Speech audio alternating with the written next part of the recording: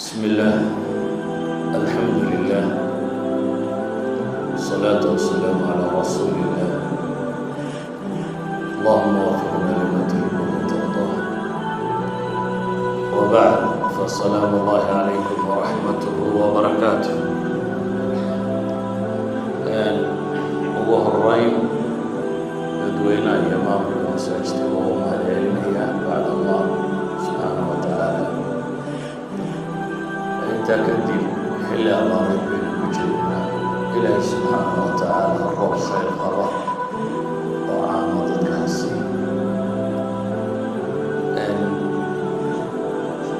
waxa aan rabaa caawa waxaad taqaaneen inaan idin sheego إلهي سبحانه وتعالى كتاب يسوي حكومة المامية وذكر فإن الذكرى تنفع المؤمنين وأني أما حصوصي بالي بدك المؤمنين حصوصي انتي وانا داسي بدك المؤمن كابر واحترطا دينتو معها معلومات تربضا والله قرر صدق waxa weeyaan wixii la isu sheegay oo lagu dhaqmo waxa weeyaan qofka muslimka oo hal uu halmaamay dib loo xasuusiyo si ay uga mid noqoto noloshiisa caadiga ah kelmadan caawa rabo inaan idhaahdaa waxay ku saabsiisan tahay aafa min aafaati lisaan dhib ka mida dhibka carabka والنبي عليه الصلاة والسلام سيقول وحوت المامية المسلم من سلم المسلمون من لسانه ويده مسلم كما وحل إلى هذا قفك الددق عرب بيسيك عنتي سكن واتقلع وحكلوا النبي قوت المامية عليه الصلاة والسلام لبعدي بلن قادة أن الجنة بلن قادة يا أبو النبي عدي بلن قادة inuu ilaaliyo carabkiisa iyo farjigiisa labadaa qofkii ilaaliya aniguna waxaan u ballan qaadayaa buu nebigu leeyahay calayhi salaatu wasalaam janno waxa uu nebigu tilmaamaya calayhi salaatu wasalaam dadku hadallada ay sheegaan marar bay hadal yidhaahdaan aanay u fiirsanin hadalkaasi aanu u fiirsanin bariya galbeed intay isu jiraan in leeg ayuu naarta hoos ugu ridaa qofku markuu hadlayay waa iska kaftamayey wuxuu qiimo badan ma siinaynin laakiin cinda allaahi siduu shayga kale ugu weyn yahay mashriq iyo maqribi intay isu jirto in leeg buu naarta hoos u gala waa kii mucaadi ibnu jabal saxaabiga la yidhahdo yidhi ilaahay rasuulkiisii oo waxaanu iskaga hadlayno miyaa naloo qabanaya معاذ هويدا كان قبلنتي من نبغول أو ضد مية وجه النار وقلنا واحد كهذين مو يعني واحد كهذيان أي أهم النبغول عليه الصلاة والسلام وحنار تضد كفوية سيدا وليد وحان ربينا وحكت الماما وحويان مسألة التقامي لكن هذانا لقى قبل واحد وربينا الكعل علينا وادتك وحكا شيغيس iyo xamashadiisa inka wax laga yaabaa inay noo haysano akhbaar siyaasiya inay tahay see maxaa jiray waxa jiray la sheegaya in dadka magaalada jooga dhan la xanto marka la xanto ayay noqonaysaa khabarkii siyaasiga ee isu sheegay waxaynu ka waramayna intooda ugu badani waa dambi sida ogeed ayuu nabigu calayhi salaatu wasalaam waxau tilmaamaya bulshada muslimka ah inay noqdo bulsho caafimaad qabta caafimaad qabku wuxuu ka bilaabmaa dee dadku inuu carabkaaga iyo gacantaada ka nabad galo meeshii gacantaada laga nabadgeli waayo colaad baa taalla iyo dirir meeshii carabkaaga laga nabadgeli waayana dee cadho iyo ismaag iyo colaad kalun baa taalla sida awgeed buu nabigu calayhi salaatu wasalaam saxaabada wuxuu tilmaamay وررت حنت ما تقاني بقول أتدرون ما الغيبة حنت ما تقاني بقول dhaqanka saxaabada in badan waxaa ka mid ahaa si ay nebiga cilmi uga kororsadaan wax kastoo xataa ay wax ka ogyihiin inay yidhaahdaan allahu wa rasuuluhu aclam, alliya rasuulkiisaa og. markuu ku yidhi xanta ma taqaanin bay yidhahdeen ilaah iyo rasuulkiisaa garan. wuxuu nebigu ku yidhi calayhi salaatu wasalaam dikruka akhaaka bima yakrah, waa walaalkaa oo aad ku sheegto wuxuu nacayo. gaar ahaan waxay yidhahdeen ghiiba waxa loogu bixiyey waa isagoo kaa maqan marka aad sheegto waxa uu nacayo. waxa uu nacayaa wixii doonaysaba ha noqoto. waxaa dhici karta waxaad dad qofnimadiisa ka sheegaysa inay tahay, waxaa dhici karta waxaad diintiisa ka sheegaysa inay tahay, waxaa dhici karta waxaad adduunkiisa ka sheegaysa inay tahay, waxaa dhici karta waxaad dhismihiisa iyo qaabka jirhkiisa ilaahay u abuuray aad ka sheegaysa inay tahay, waxaa dhici karta waxaad akhlaaqdiisa ka sheegaysa inay tahay, waxaad reerkiisa ka sheegaysa inay tahay. baabku doonaha ku saabsanaado. imaamu nawowi wuxuu leeyahy wax allaaliya wuxuu qofku karaahiyeysto ee isaga si uun xidhiidh ula leh aanu rabin in wax laga sheego, wax ka sheegoodu waa xan buu leeyahy. waxa aad kaga sheegaysaa ama carab ha noqdo ama tilmaam ha noqdo, isha aad jebiso, carabku aad ku muddo, gacantu aad qaabkaad doonaysa u dheh, dhammaantood waa xan buu leeyahy. xataa waxay culammadu yidhaahdaan waxaa xana inta qofka la sheegay inaad tidhahda ilaahay ina cafiyo, waa xan bay yidhaahdeen. yani ilaahay ina cafiyo uma dan lihid bay leeyihiin inaad rabto cafwiga rabbiga inaad doonayseen,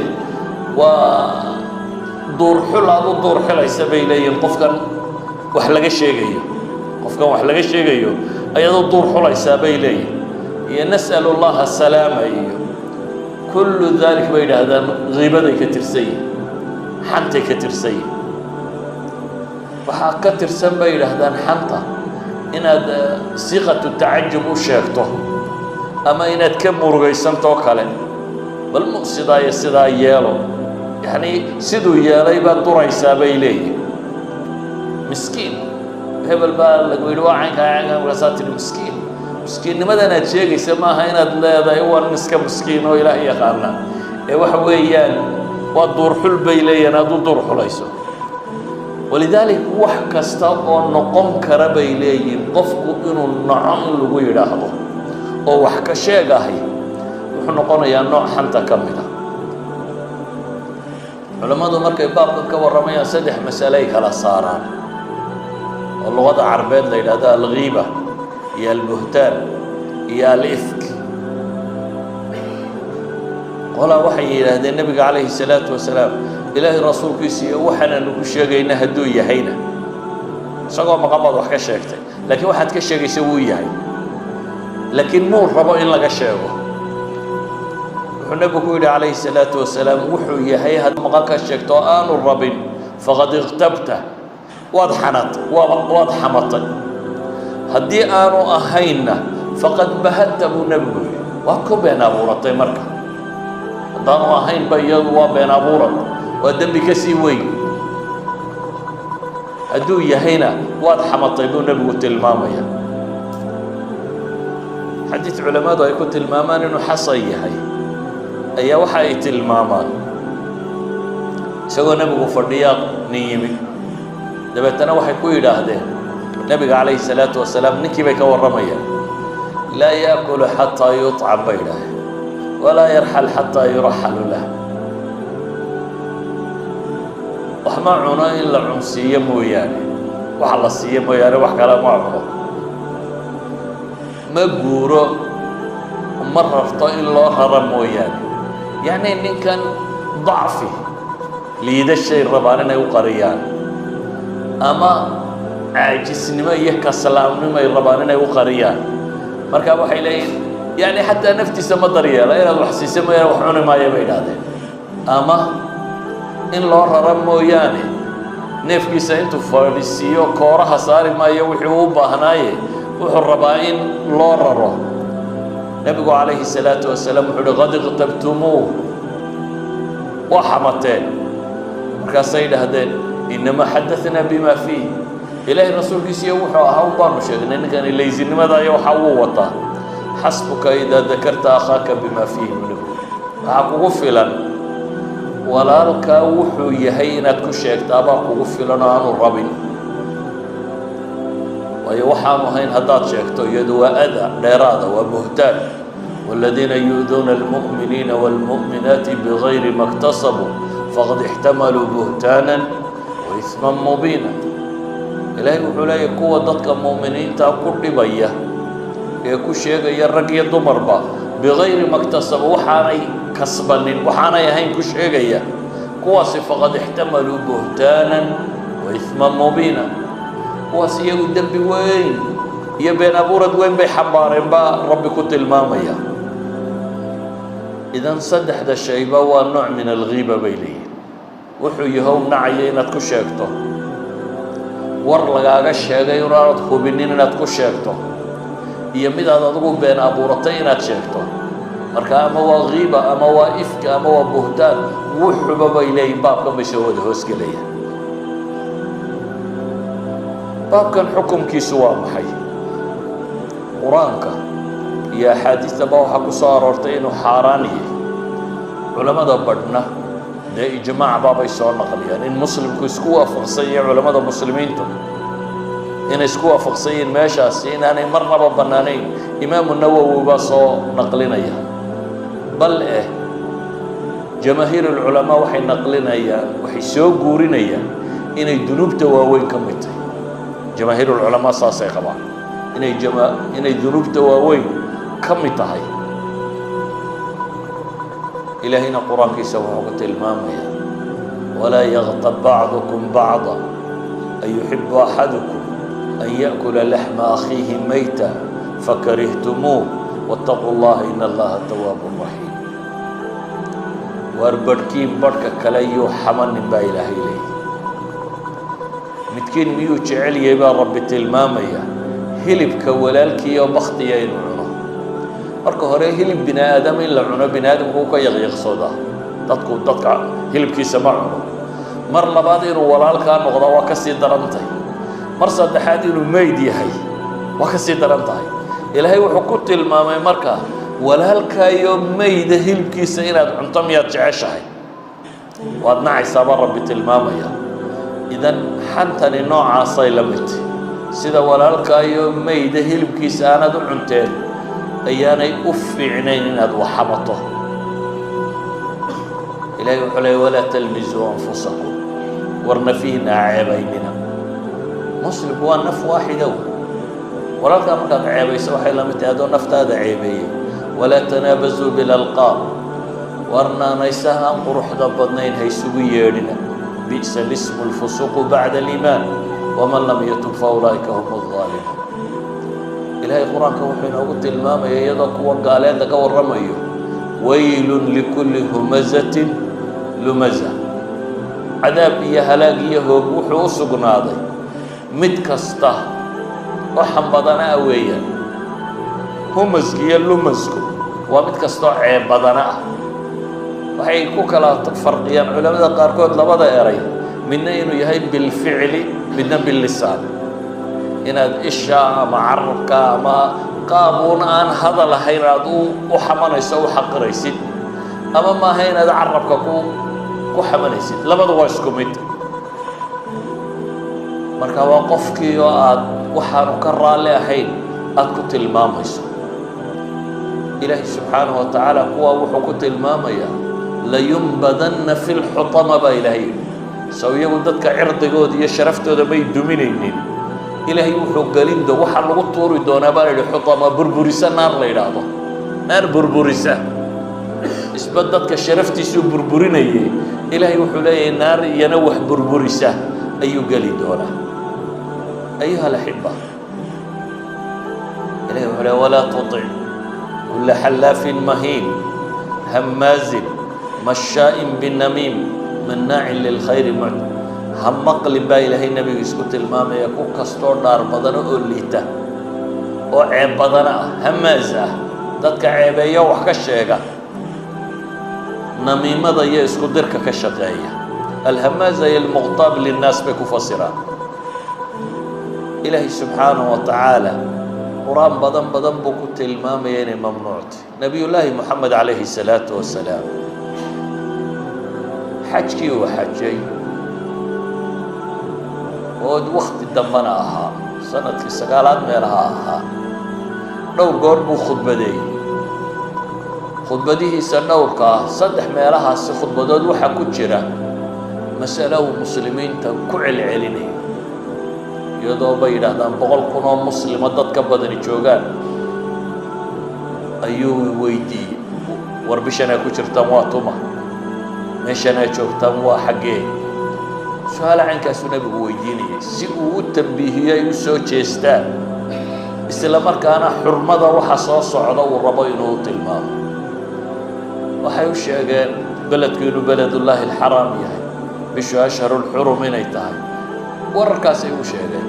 نبي عليه الصلاة والسلام وحولي فإن دماءكم وأموالكم وأعراضكم عليكم حرام كحرمة يومكم هذا في بلدكم هذا في شهركم هذا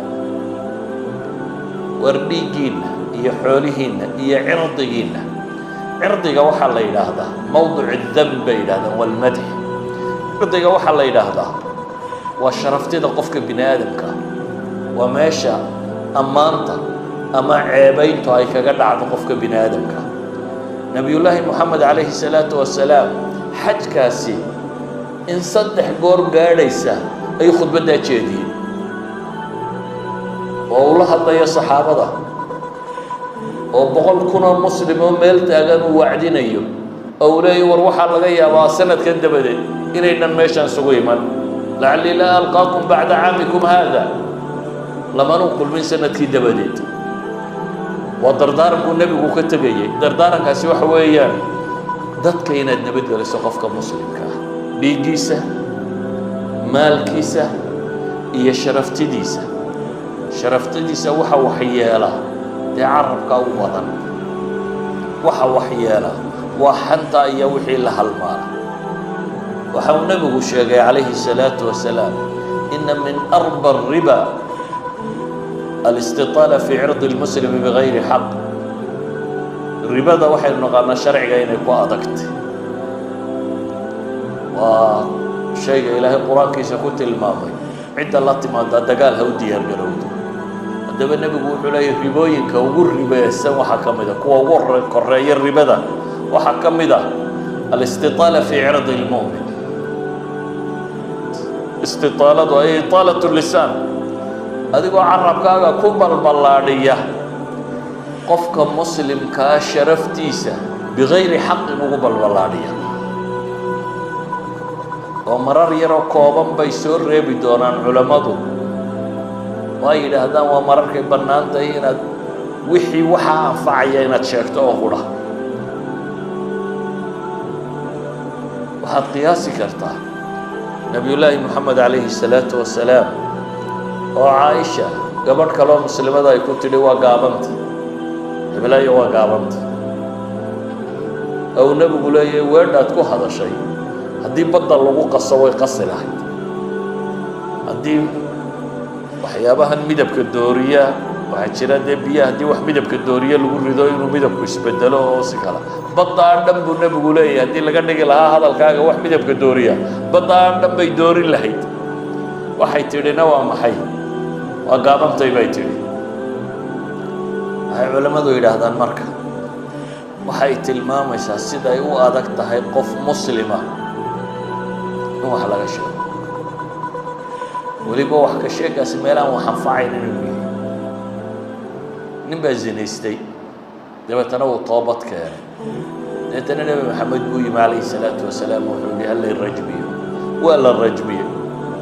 dadkii rajmiga ka soo noqday laba wada hadlayo mid baa wuxuu yidhi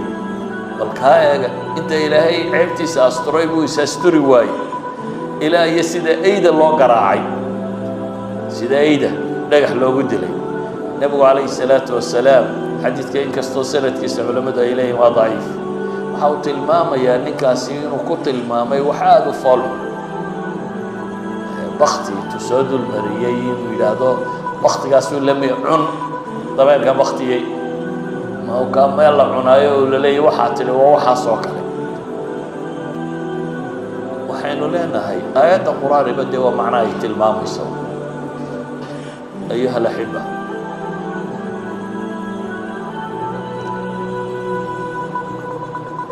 wax diinta aynu ognay inay mamnuuc wadato reebantay baynu fudaydsanay ilaa soomaalidu ay dhahdaan xooluhuna waa cawsku nool dadkuna waa maxay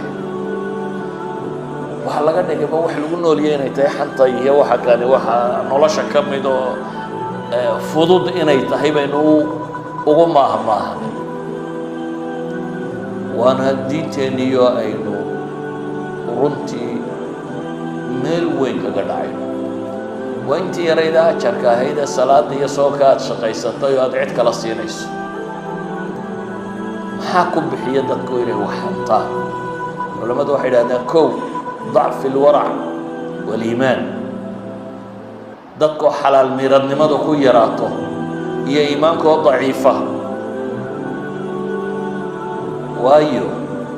waxay idhahdeen nabigu calayhi salaatu wasalaam caaisha markii beenta laga sheegay ayuu zaynab bintu jaxash u yimi zaynab caaisha waxay leedahay haweenku nebigu qabay waa gabadha qura ila loolami karaysay yacni quruxda iyo qabiilka iyo waxa marka la eego waa gabadha qura ila loolami karaysay dabeetana nebigu wuxuu weydiiyey arrintan waxba ma ka maqashay waxay tidhi yaa rasuula allahi axmi samcii wa basari ilaahay rasuulkiisiiyo anugu ishayda iyo dhegtaydaba waa ilaashanaya caasha waxaan khayr ahayn ka sheegi maaya bay tiri waa gabadha kale darra waa lala qabo haweenka la wada qabana inta badan loo lama si uga dhexeeya marka waa gabadha lala qabo oo gabadhii lala qabay weliba wax ceeba laga sheego magaalada aada ugu faafay markaasaa waxay leedahay anigu ishayda iyo dhegtaydaba waan ilaashanaya caaisha oo xadiidka ka warramaysaa waxay leedahay facasamaha allahu bilwarac bay tiri gabadhaa ilaahay wuxuu ku badbaadiyey xalaal miiradnimadeedii dembi iska ilaalinteedii bay ku badbaaday bay leedahay iyadu halkay dad kale dabbaasheen ay galeen culamaduna waxay idhahdaan xalaalnimarnimada waxyaabaa ugu waaweyn waxaa ka mida bay idhahdaan carabkaagu aada ilaaliso oo aada ka ilaaliso dunuubta tirada badan waxyaabaa dadka ku bixiya xanta waxaa ka mid ah fadhiga oo lagu hagaajisto dadka wada fadhiya sheekooyinka dee fadhigay ku hagaajistaan laakiin kuwa ilaahay wuxuu ku tilmaamayaa aakhiro inta naarta lagu guro inay odhan doonaan wa kunnaa nakhuudu maca alkhaa'idiin kuwa dhumbada warka unu lawadun baanu anana sheekadaanu dacalkayga kaga jirnay nakhuudu maca alkhaa'idiin kuwa dabaalanaya kuwa dhumbanaya baanu la dhumbanaynay nabiguna wuxuu leeyahy waman iltamasa rida annaasi bisakhat illaah wakalahu allahu ila annaas xadiidku inta uu ka dheeriyey wuxuu nabigu tilmaamayaa qofka ilaahay raalli geliyaan dadka cadhadooda u eegin ilaahay baa kaga filaada dadka cadhadooda iyo adagooda iyo dhibtooda ilaahay baa kaga filaada cagsiga qofka sameeyana ee maxay dadka inuu raalli geliyo ilaahay kaga cadhaysiiya dadka inuu raalli geliyo ilaahay kaga cadhaysiiya dadkaa loo wakiishaa buu nabigu tilmaamaya yacni dadkana agtooda hadhow iyagana badbaadi maysid adna markaagunbay kuu miisi doonaan dadadba dadka u miisto ilaahay wuxuu ina leeyahay fawaylun yowmaidin lilmukadibiin aladiina hum fii khawdin yalcabuun maalinta qiyaame halaag ba u sugnaaday kuwii beeniyey rabbigood ee waa maxay iyagoo cayaaraya wax kastaba baatilka dhumbanayay xanta waxyaabaha badiya waxaa ka mid ah cadha aad qof u qabto ama xaasidnimo ama wax la mid ah oo marka wax laga sheega aad maad istidhaahdo wax ka sheego sharaftidiisa hoos u dhig ama loolanka innaga waxaynu haysanaa hebel maanta jacbu ku dhajiyey siyaasi hebel baa hadlay oo qoladaa jacbu ku dhajiyey uu ka cadhaysiin weeya waxaynu wadnoo dhamid waana dembi ila khayr maad sheegaynin maxaad waday waa qof muslim oo laga cadhaysiiya buu ahaa waxay yidhahdaan waxyaabaha keena waxaa ka mid ah adduunye jacaylka iyo madax jacaylka xub dunya walxirsu cala suudud bay yidhahdaan adduunye jacayl iyo madaxnimo raadin oo qofka madaxnimada raadinaya wuxuu jecel yahay isaguna inay ammaanta ku ururto dadka kalena ceebahooda in banka lasoo wada dhigo si uu isagu u noqdo qofka mudan ee dadka agtooda mudan inta kalena inay ceebowdaa buu jecel yahay ayuha alaxiba waxaynu ka warramaynaa waa janno iyo naar kala doorashadooda inaad xagga cadaabka u kacdo iyo inaad xagga jannada u kacdo ilaahay cabsidiisa iyo xishood rabbi laga xishoodo ayaa keensada qofku carabkiisa inuu ilaashado ilaahay wuxuu leeyahay am yaxsabuuna anna laa nasmacu sirahum wanajwaahum balaa warusulunaa ladayhim yaktubuun dadku ma waxay u malaynayaan inaanan maqlayn baa ilaahay yidhi waxay qarinayaan iyo waxay ku faqfaqayaanba waa maqlaynaa baa ilaahay leeyay kuwii aanu u dirayna ee malaa'igta ahaana waa qorayaan baa ilaahay leeyay subxaanahu wa tacaala nabigu calayhi salaatu wasalaam saxaabadu wuxuu ku yidhi war ilaahay ka xishooda istaxyuu min allahi xaqa alxayaa war ilaahay ka xishooda xishoodku xaq u leeyahay markaasay dhahay ilaahay rasuulkiisiiyo rabbi waa ka xishoonaynaa walxamdu lilah bay dhahay innaa nastaxyi walxamdu lilah sidaa uma jeeda buu nabigu yidhi war madaxa iyo waxa uu koobo ilaaliya yacni dhegtaada iyo ishaada iyo kuwan ilaali caloosha iyo waxay weelayso ilaali buu nabigu yidhi calayhi salaatu wasalaam ayuha alaxiba waxaad qiyaastaa uun markaad qofka xamanayso waa intii xasanaadka aad lahayd oo aad daadinayso intii ajarka lacagtaada ma qubi lahayd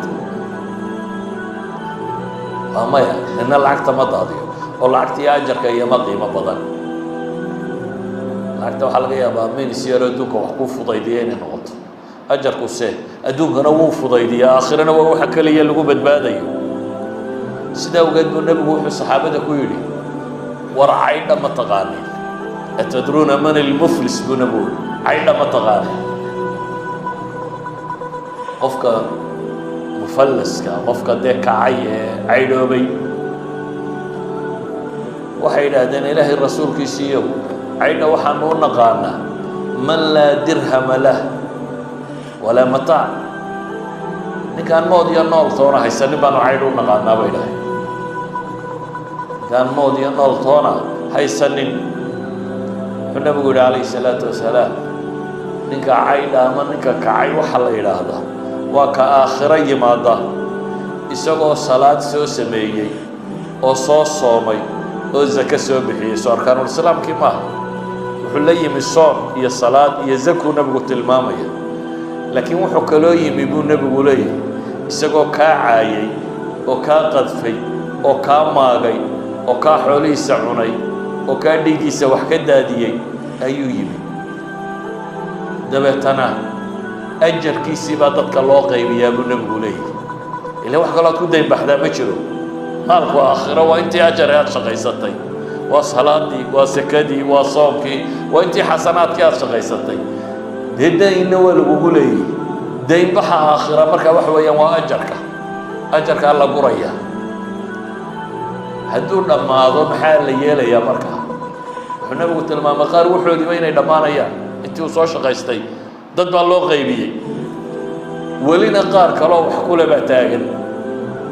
qaar kaloo weli wax ku leh ayaa taagan wuxuu nabigu tilmaamay kuwa kalea dembigoodii inuu dhigantaa ajarkuu kaa qaadan lahabaa laga soo qaadaya adigaa lagu saaraya isaga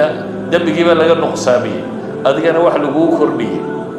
dunuubta kuu biirtay sayi-aadkii baa lagugu sii biiriyey nebigu calayhi salaatu wasalaam wuxuu leeyahay kaas ninkaabaa ah caydh haddaad rabto iyo nin khasaaray kaas baa ah ayuha alaxiba waxay waxaynu u baahannahay waxaanaynu saydhsaydhinayna waa xoolahaagiiyo inaad ilaaliso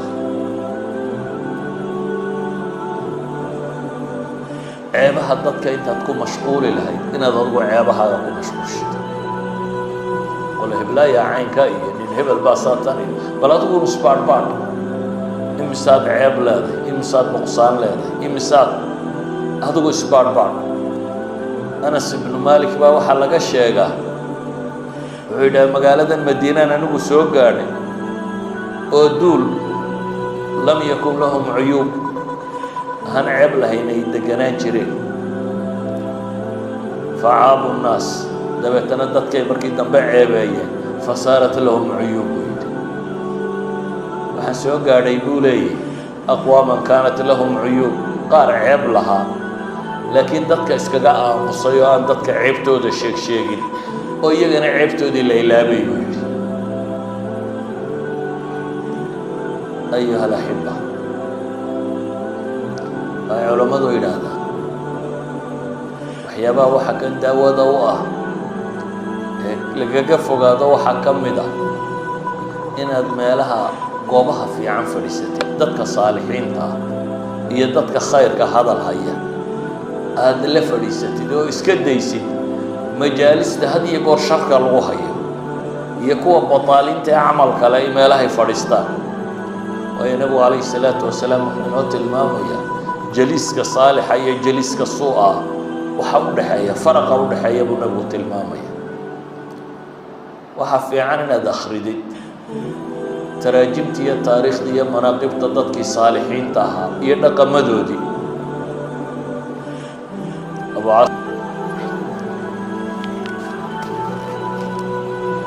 nabiil baa laga sheegaa inuu leeyahy maqtabtu musliman mundu calimtu ana allaha xarama alghayb qof maan xaman buu yidhi sidii aan u ogaaday xantu inay ceebtay inay xaaraantay si aan u ogaaday cid maan xamanin udayl ibnu ciyaad baa wuxuu leeyahay taabicigaa weyn baa wuxuu yidhi waxaanu soo gaadhnay dad hadalkooda jimce ilaa jimce la tirin karo oo la xifdiyo yacni toddobaad dhan intii eraya uu kugu yidhi waad xifdiyi kartaa buu leeyahy jimcad dambe waad sheegi kartaa toddobaadkaaba wixii uu ku hadlay siday u yaraayeen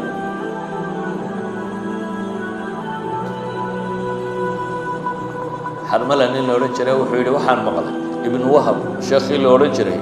ayaa wuxuu yidhi waxaan sidhi buu yidhi war xanta saad isaga daysaa waxaan ballan qaaday buu yidhi haddaan qof xanta inaan maalin soomo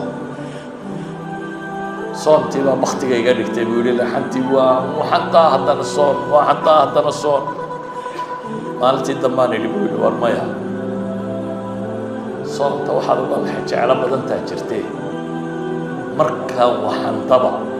dirham baan bixinaya adigoo idhaahda markaa waxantaba $10 baan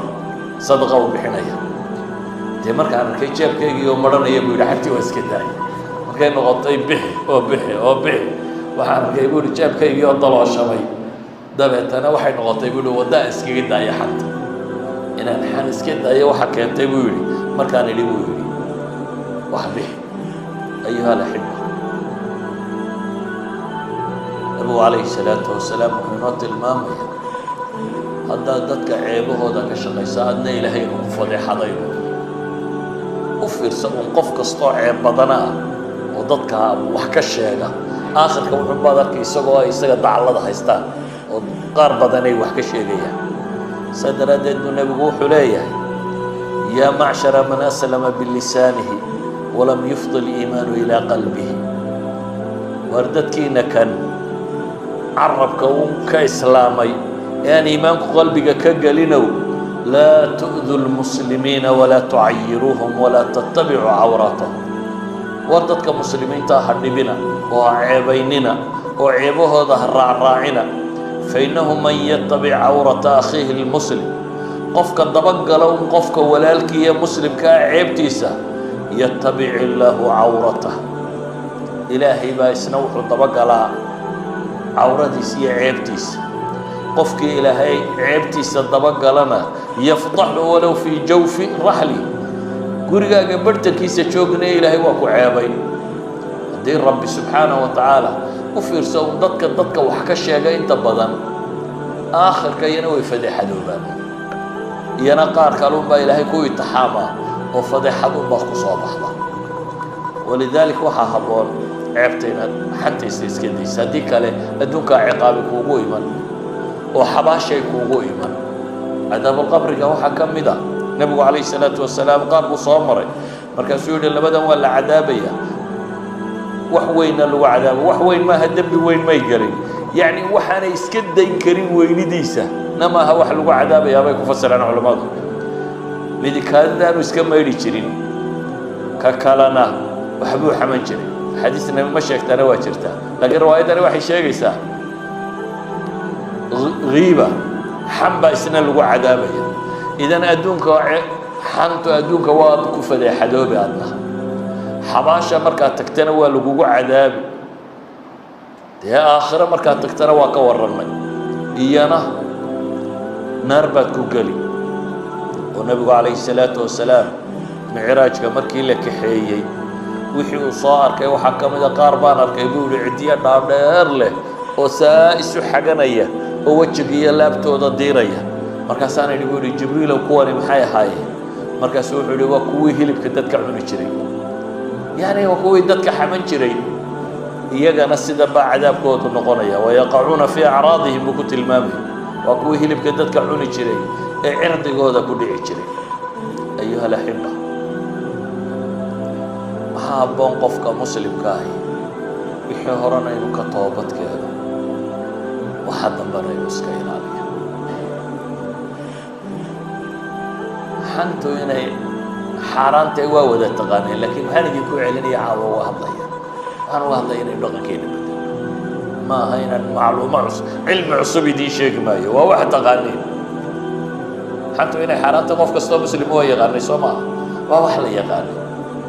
laakiin waxaynu isxasuusinaynaa war sibaynu u fudaydsanayeen ciqaab kulul baa kaa ratibmaysa adduun leh oo xabaal leh oo aakhiro leh intaba leh إلهنا وحنا لي وتوبوا إلى الله جميعا أيها المؤمنون لعلكم تفلحون والمؤمنون لما أنت إلهي وطوبتك توبت وكو علماء ينو شيء جري حديث النبي وهو الريا الندم التوبة إن تكمر وتوحي هراك عدعي حمها كمر وتو إن توبت إن كمت توبت إن كفر الله ووحي ما اسكوض يهدنا وان توبتك أنا يناني قروح بدني توبة نصوحة وحا وحي مركات كفو غضه وعلماء وحي كالوت المام جرينا يكمتهي أخيرا مركات وحا صعدا هدي كصاف سيسنتي بني آدم نينا تستحلال ويدي ستو حولد ضد يدع يو عردو هدي وحا طهيرا إناد ويدي ستو إناد كحلال ودي وريع فينا تلاهو أبو عليه الصلاة والسلام عليه من كانت عنده مظلمة لأخيه من عرض أو من شيء فليتحلله منه اليوم ورنكي ذلمية ولالكي يا ما شرفتي ذلمية أما لا فيه سوحك لك ذلمية يوم ورمك ويديسو إنه حلالك النغطي إنه كعفيه هذا ويديسو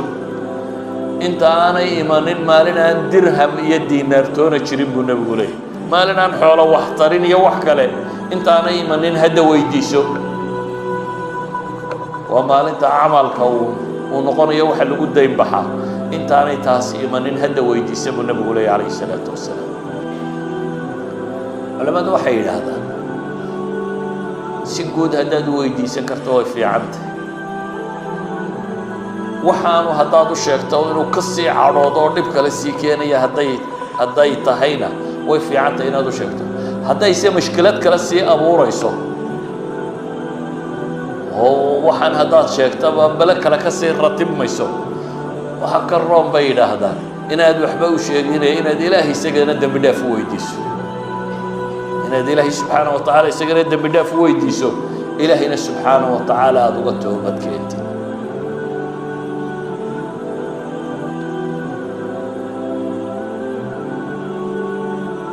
haddaanad adigu waxaman xantana ha dhegaysan dadku inna way dhegaysataa inna warkay akhridaa adigu majliska ha camirinoo ha odhanin xintaan anugu waa iska aamusanaa une iyagaa warka waday iyana ku anfici mayso ilaahay qur-aanka wuxuu ku leeyahay waqad nazala calaykum fi lkitaabi an idaa samictum aayaati illahi yukfaru biha wayustahzahu biha falaa taqcuduu macahum xataa yakuuduu fi xadiiثin gayr inakum idan midluhum in allaha jaamicu lmunaafiqiina wاlkaafiriina fi jahannama jamiica qur-aanka waxaa soo degay baa ilaahay leeyahay haddaad meel maqashaan fadhidaan ilaahay aayadtiisa ama laga gaaloobayo ama lagu jeesjeesayo ama dee la dhinac marayo waa meel dembi ka socdo ha sii fadhiyin baa ilaahay ku yidhi ee iskaga tag haddaanay war kala akhriyayna warku uu dembi yahay dembigaa golihiisa waxba ha sii fadhin waa laba mid un bay culammadu idhaahdaan inaad radin karto tidhaahdo waryaa waxna wadaan waa dembiya inaga daaya inaad radinba karin iskaga tag marka ha sii fadhiin majliskaasi haddaad sii fadhido waad la mid noqonaysaa nebiguna wuxuu leeyahy man daba can cirdi akhiihi bilgayba kaana xaqan cala allahi an yactiqahu min annaar qofka walaalkiisa muslimka ah difaaca isagoo maqan in baa la maagaya war nabadgeliya baad ku tidhi waa difaacda ilaahay dartii baad u difaacaysaa inaan wax la xamanin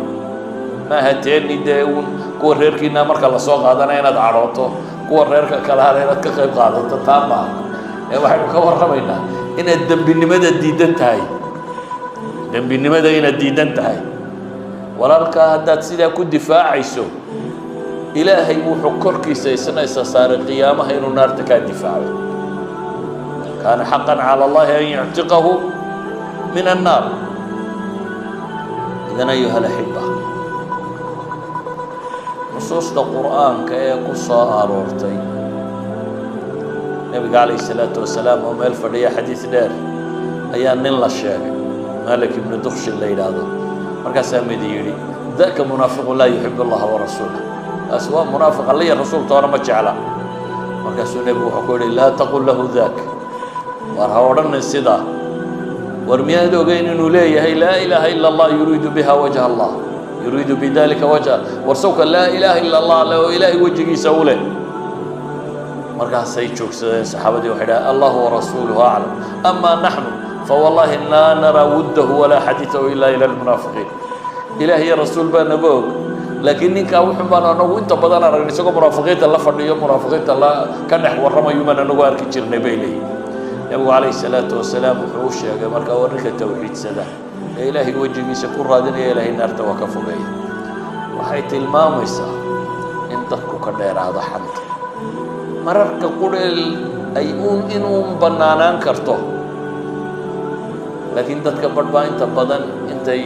u raadiyaan qiil mararkaasi awrkooda ku kacsada war hadda aakhira kaa dambaysa ilaahay maxkamadiisiina waa dambaysa mararka qura inuun ay bannaanaan karto waxay idhaahdaan waa haddaad maxkamad ka ashtakoonayso kale oo ilaahay qur-aanka wuxuu leeyay laa yuxibu allahu ljahra bisuu'i min alqawli ila man dulim dee markaad ashtakoonayso waxaad sheegaysaa wixii lagugu sameeyey waana laga yaabaa inuu isagu diidan yahay waxa in la sheego laakiin markaan xaqaagii inaad dhacsato qaadi muslima baad leedahay waxaasaa igu dhaco saasaa laygu sameeyey markaa waa bannaantay bay culammadu yidhaahdaan waa kuwa xadiidku sheegayo layu lwaajidi yuxillu cirdahu wa cuquubatah ninka dadka xoolaha intuu ka daysada isagoo xoolele meermeeriya in la sheego oo cirdigiisa wax laga sheego la yidhaha xool waana meermeerinaya waxa igibuna siin la'ye ama qaadigu cuquubo saara waa bannaantay buu nebigu ku tilmaamaya mararka qura ay dhici karto inaad sheegtaa waxaa ka mida bay idhaahdeen alistiftaa fatwaad rabtaa si kalena kuma sheegi karti laguguma fatwoon karo inaad leedahay dee aabbahay baa i dulmiye ama walaalkay baa i dulmiye ama waxan baa igu dhacay maxaan sameeya waa fatwaad doonaysaa diiniga laakiin waxay idhaahdaan mararkaasoo dhanna inta qardiga inta danta fulinaysuun baad sheegaysaa dee iska wadi maysid yacni inta fatwadaadu ay kuugu ansaxaysa in si saxa lagugu sheego ama wixii ay isku hayseen lagaaga garnaqayo ma jiro laakiin wuxuu sameeyo dhan meelaha kale ka sameeya dad soo tiriso de ma aha baabkii laga raadayay marka waxa laga hadlayaa waa dantaada tan marka wixii aad ku gaari lahayd inay tahay oo nabiga calayhi salaatu wasalaam hinda ayaa u timi hinda bint cutba waa gabadhii uu qabay abu sufyaan saxaabigii la odhan jiray abu sufyaan waxay ku tuhmaysaa